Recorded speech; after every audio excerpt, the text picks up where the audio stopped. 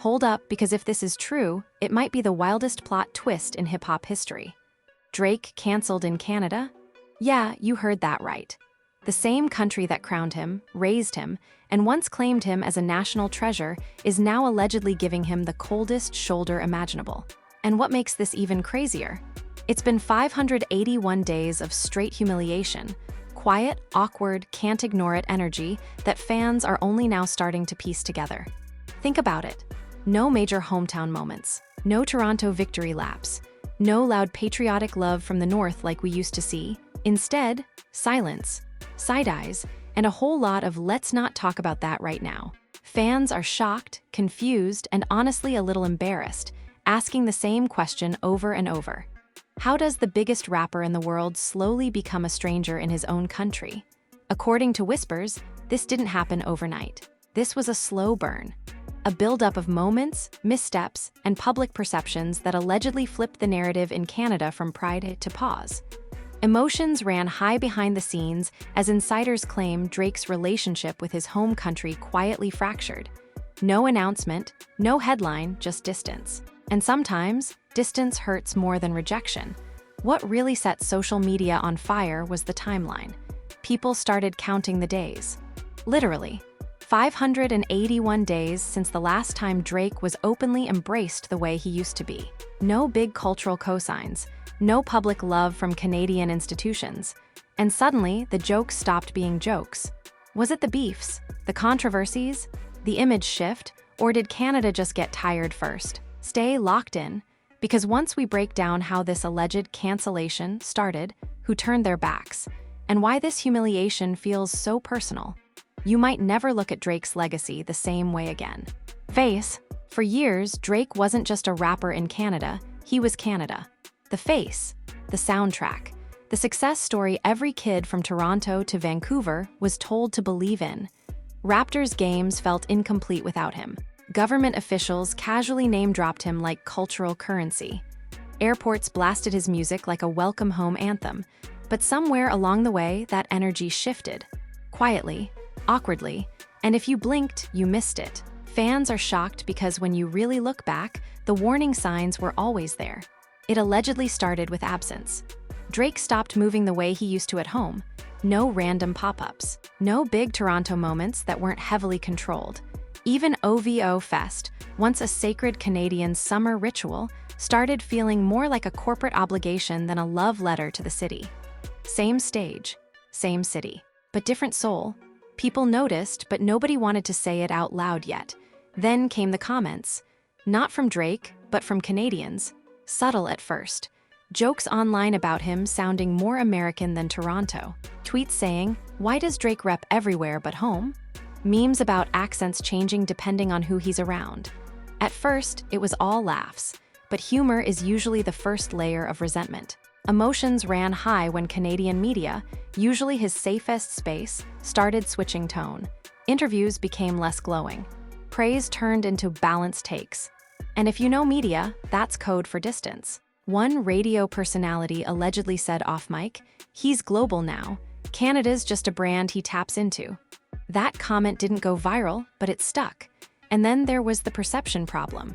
Drake started aligning himself more and more with international moments, international beefs, international validation. London drill, Atlanta politics, Caribbean aesthetics. Nothing wrong with growth, but Canadians began to ask a dangerous question. Does he still represent us, or does he just use us when it's convenient? That question split the fanbase. Some defended him aggressively. He put Canada on the map. He doesn't owe anyone local loyalty. Others pushed back hard. We supported him first. You don't disappear once you make it. The family was left divided, not blood family, but cultural family. And once that fracture starts, it spreads fast. Then came the moment a lot of fans now point to as the real turning point. Silence during key Canadian cultural moments. No loud support, no visible presence, no statements when people expected them. And in Canada, silence isn't neutral, it's noticed. Especially when you built your brand on being the hometown hero.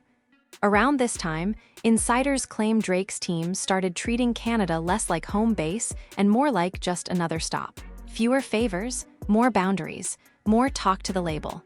That didn't sit right with people who remembered when he was just Aubrey from Degrassi.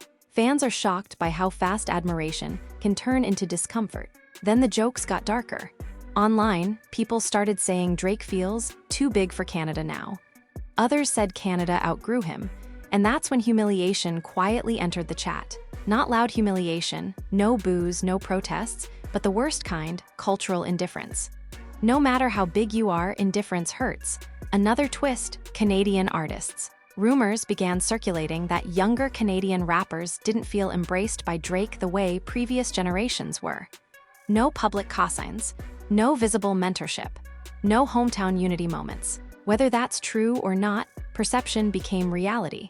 And perception spreads faster than facts. One up-and-coming artist allegedly said, "He's not for us anymore." That line alone went semi-viral in Canadian circles. Fans debated it nonstop. Was Drake gatekeeping, or just minding his business? Either way, the narrative was forming, and Drake wasn't controlling it. Meanwhile, Drake's image globally was shifting too. More controversy, more criticism, more jokes turning into think pieces. And Canada watched it all from a distance like, that's not our fight. That's when the 581-day clock unofficially started. No big Canadian wins celebrated publicly. No national pride moments amplified. No sense of this is ours. Instead, Drake became global property. And when something belongs to everyone, it stops belonging deeply to anyone. Emotions ran high when fans realized something uncomfortable. Drake could sell out arenas in Canada, but not command the same love. People would show up, sing the songs, but the emotional attachment, that felt thinner. One longtime fan said, "I'd still go to his concert, but I don't feel proud the way I used to." That sentence hits harder than hate ever could. Then there's the alleged industry whisper. Canadian institutions slowly pulled back. No official statements, no bans, just fewer invites, less celebration, less national icon treatment. And humiliation doesn't always come from rejection, it comes from being quietly downgraded. People started counting the days without even realizing it. Days since Drake felt like Canada's golden child. Days since the love felt mutual. And when someone finally put a number on it, 581 days, it went from a feeling to a narrative. Fans are shocked because Drake didn't crash out. He didn't respond. He didn't defend himself publicly. He just kept moving. Bigger houses, bigger deals, bigger moments elsewhere. And that silence, it was interpreted as confirmation. Now here's the part nobody wants to admit. Canada has a complicated relationship with success. They love you when you're humble. They tolerate you when you're big. But the moment they feel you've outgrown them emotionally, the love cools fast. And Drake might have underestimated that. By the end of this phase, one thing was clear. Drake wasn't officially canceled by any organization. But culturally, something had shifted. The warmth was gone, the pride was conditional, and humiliation had begun, not because he failed, but because he no longer fit the role Canada wanted him to play. Because once the public mood changes, the industry follows. And once the industry follows, reputations start taking hits that money can't fix. Because once the vibe shifted, the consequences didn't stay online. They started showing up in real life. After that quiet cultural cooldown, insiders say Drake's relationship with Canadian institutions entered what one source called the polite distance era. No beef, no drama, just less celebration, less automatic respect, less bending over backward the way they used to. And for someone who once felt untouchable at home, that downgrade hit different. Fans are shocked when they look back and realize how many moments passed without Drake at the center of them. Major Canadian cultural events came and went. No Drake presence, no shoutouts, no Canada's biggest star framing. And while nobody said his name was banned, it started to feel like he was being carefully avoided. Like organizers didn't want the controversy or the conversation that came with him anymore. And yes, humiliation doesn't always come with headlines. Sometimes it comes with exclusion. Then came the whispers about awards and recognition. Allegedly, behind closed doors, Drake's name started coming with qualifiers. He's big, but he's successful, but, and in politics, culture, and media, that but is deadly, because it means your legacy is being renegotiated. Emotions ran high when fans noticed something else. Canadian media defending Drake less. When criticism came his way globally, Canadian outlets didn't rush to protect him the way they used to. No more our guy energy. Instead, neutral takes, sometimes even critical ones, and to Drake's most loyal supporters that felt like betrayal. To others, it felt overdue. One journalist allegedly said, "He doesn't need us anymore, so why should we shield him?" That mindset spread fast. Then the narrative turned darker. Online, people started framing Drake as someone who benefited from Canada, but never fully gave back emotionally. Not financially, emotionally. The accusation wasn't that he didn't donate or invest. It was that he didn't stand with Canada the way people expected him to. Fans are shocked at how fast gratitude can turn into resentment. Memes started circulating showing Drake repping every city but Toronto. Jokes about his passport getting more use than his hometown studio. Again, humor masking hurt. Because for a lot of Canadians, Drake wasn't just an artist, he was representation. And when representation feels conditional, people feel used. Now here's where the humiliation narrative really took shape. Public silence from Drake during moments when Canada wanted pride. No big Canada first statements, no rallying moments. And insiders claim that when his team was asked about more home-based visibility, the response was essentially, "Drake is a global artist." That line did damage, because to many Canadians it sounded like, "I'm bigger than this." Whether that was the intention or not, perception became reality. Meanwhile, younger Canadian artists were gaining momentum, and they weren't publicly aligning themselves with Drake the way previous generations did. No heavy cosigns, no joint moments, and that absence was loud. Fans began to ask, if Drake is the gatekeeper, why does the gate feel closed? The family was left divided again, this time across generations of fans. Older fans defended Drake's right to move however he wants. Younger fans questioned whether he ever truly represented them. Then came the industry angle. According to whispers, Canadian brands started thinking twice before attaching themselves publicly to Drake. Not because he wasn't profitable, but because he was polarizing. And polarizing is risky when you're selling national pride. No official cancellations, just hesitation. One marketing insider allegedly said, "He doesn't feel like a unifying figure anymore." And that's dangerous in a country that values consensus over chaos. What made it worse?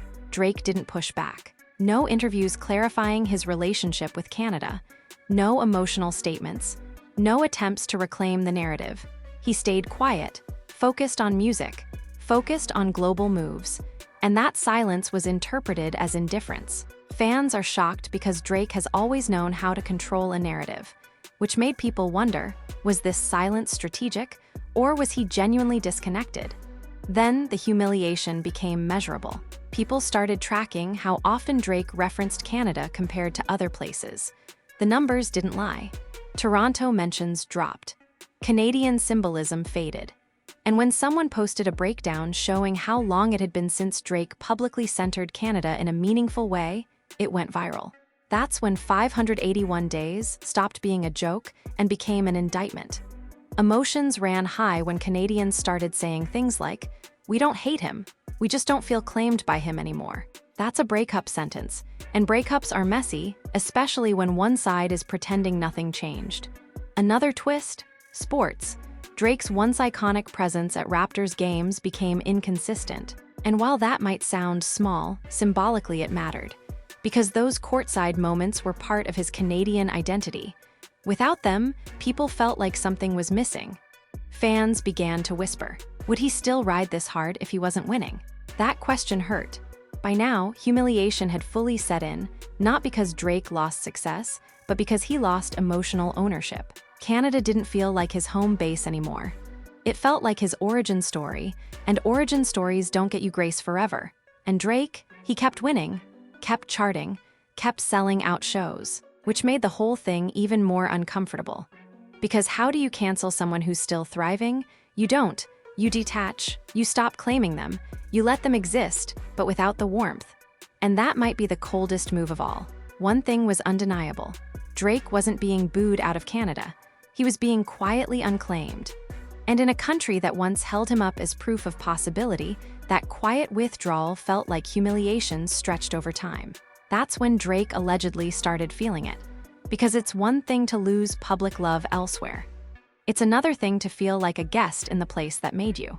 Because according to people watching closely, this is the phase where the disconnect allegedly stopped being theoretical and started feeling real.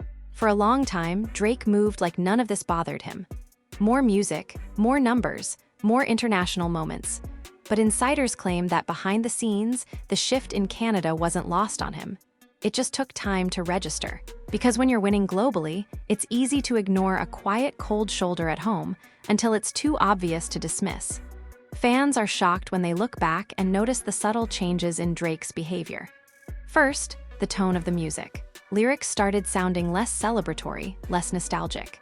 Fewer Toronto victory laps, more defensive bars, more lines about being misunderstood, underappreciated, and judged differently depending on where he stands. Some fans believe he was talking about the industry. Others think he was talking about home. One lyric in particular got people talking, where Drake allegedly hints at doing more for people who question me than people who claim me. That line hit different in Canada, because suddenly, fans felt seen and accused at the same time. Emotions ran high when Drake reportedly pulled back even more from Canadian public spaces. Not out of spite, but out of discomfort. According to one source, it stopped feeling like home, so he stopped treating it like one. That's not anger, that's hurt. And hurt changes how people move. Another twist came with Drake's circle. Allegedly, some longtime Canadian connections weren't as present anymore. Not cut off, just less involved, less visible, more international faces around him. Fans noticed. And once again, perception hardened into belief. People started saying, he doesn't even keep Canadians around him like that anymore. Whether fair or not, the narrative stuck. Then came what many fans consider the most telling moment. Drake's silence when Canada faced moments that usually would have triggered a proud response from him. No big statements, no symbolic posts, no "this is us" energy. And silence, at this point, was louder than words. Fans are shocked because Drake built his brand on emotional accessibility. He shared heartbreak, insecurities, wins, losses. So when he went emotionally quiet about Canada, people took it personally.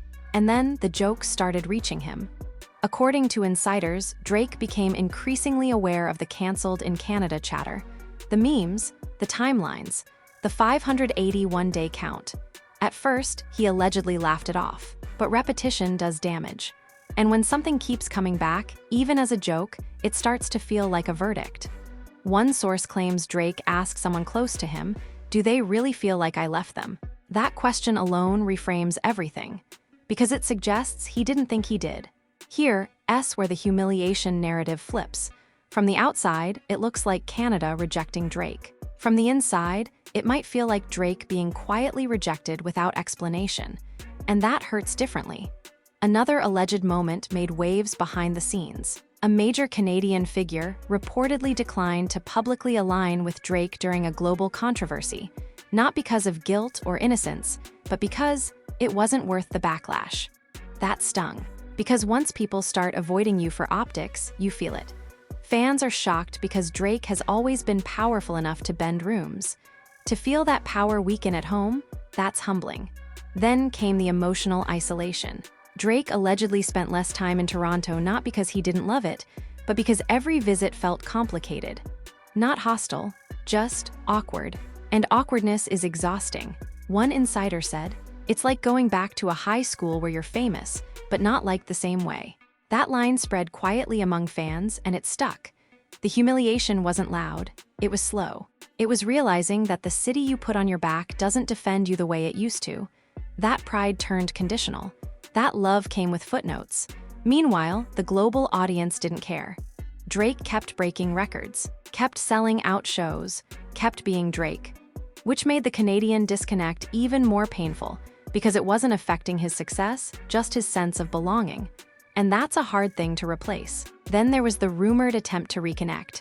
According to whispers, Drake's team explored more Canada-centered moments. Subtle ones, not flashy, but the response wasn't what they expected. Lukewarm, cautious. And that caution hurt more than rejection would have, because it confirmed something uncomfortable. Canada didn't need him the way it once did. Fans are shocked because they assume Drake's absence would be felt immediately. But Canada adapted. New artists, new heroes, new moments. And watching your hometown move on without you, that's a different kind of humiliation. One fan put it perfectly. He didn't fall off. We just emotionally unsubscribed. Then came another lyric moment that reignited everything. Drake allegedly rapped about being praised everywhere but questioned at the crib. That line went viral in Canadian spaces. Some took it as shade, others took it as pain. Either way, it reopened the wound. At this stage, the relationship felt damaged on both sides. Canada felt like Drake abandoned the hometown narrative. Drake felt like Canada abandoned him first. And when both sides believe they were wronged, reconciliation becomes almost impossible.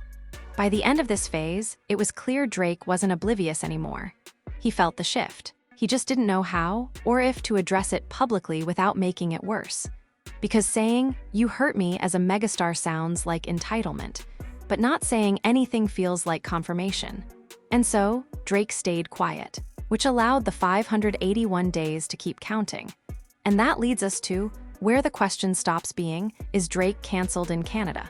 And becomes something much heavier. Can a hometown relationship survive success when pride turns into distance and distance turns into resentment? Because once that line is crossed, even legends don't get automatic forgiveness, is where things go from tense to explosive, and the real emotional fallout starts hitting Drake directly. This is the phase where the so-called cancellation in Canada stops being rumors and starts becoming a lived reality. By this point, the story had evolved beyond the headlines and memes. Fans were no longer just joking about the 581 days of humiliation. They were starting to notice tangible signs that Drake wasn't being embraced like he once was. According to insiders, it wasn't about hate. It wasn't about personal attacks. It was subtle, systemic, and unmistakably clear. The hometown hero was no longer treated as a homegrown king. The first indicator was Canada's cultural events.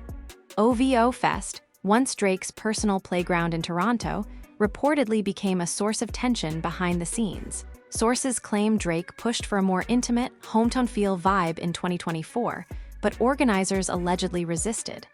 One unnamed insider said, "They wanted bigger sponsors, bigger names, bigger everything, but he wanted authenticity." And Canada, in a way, wasn't ready to let him dictate what home should feel like anymore. The clash may have been polite on the surface, but emotions ran high behind closed doors. Some fans were shocked that Drake could feel blocked in the city he built his empire from, and insiders suggested this contributed heavily to the 581-day stretch of humiliation. Meanwhile, Drake reportedly began noticing changes in how Canadian media approached him. One entertainment journalist allegedly said, "It's like he's performing in a vacuum now. The praise is neutral, the coverage is minimal, and the critical questions are sharper." And when you've been celebrated since the very first mixtape, that kind of cold shoulder hits deep. One source suggested Drake confided to a close friend, "I feel like I'm foreign here now. I'm walking through my own city. But it's like everyone's pretending I'm not even from here." Fans are shocked when they hear this, because Drake has always been portrayed as untouchable. But the narrative of 581 days shows that even superstars aren't immune to hometown rejection. The isolation reportedly bled into Drake's professional circles. According to insiders, some longtime Canadian collaborators became hesitant to publicly align themselves with him. It wasn't personal, they were just cautious. And in Drake's world, caution can feel like judgment. Sources claim that this created tension in his inner circle. One unnamed associate allegedly said, "Even people he trusted started moving differently.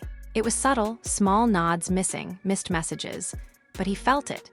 And when you're used to being celebrated everywhere you go, feeling ignored at home is its own kind of punishment. The emotional weight reportedly got heavier when Drake attempted to reconnect with Canada through philanthropy and local initiatives. Sources claim he quietly funded several Toronto programs, visited smaller venues, and even reached out to emerging Canadian artists for mentorship. But the public acknowledgement was lukewarm at best. Social media users questioned whether he was trying to buy back favor, while others accused Canadian institutions of deliberately ignoring him. Fans are shocked that Drake, one of Canada's biggest exports, could feel underappreciated in his own backyard. Then came the most dramatic element yet. Canadian fans and influencers began openly debating whether Drake still belongs to Canada. In online communities, conversations like "Drake is global, but is he still Canadian?" and "Does Toronto even claim Drake anymore?" began trending. Some argued it was all a joke, others treated it as a cultural indictment. This public debate allegedly reached Drake's awareness. One source close to him allegedly said, "He reads everything like any artist, but now it cuts differently." It's not just criticism, it's a subtle erasure of everything he built. Insiders claim this is when the humiliation became personal. Not professional, not financial, emotional. The city, the media, the fans, even the institutions that once hailed him, according to sources, all started acting like Drake's legacy in Canada was optional. That's a new kind of pressure. One source allegedly described it as being invited to your own party, and then realizing everyone's whispering about how they don't want you here. And things didn't stop there. According to whispers, Drake's emotional isolation reportedly began influencing his creative output. Tracks that were once celebratory and Toronto-centric allegedly became more introspective, darker, and tinged with frustration.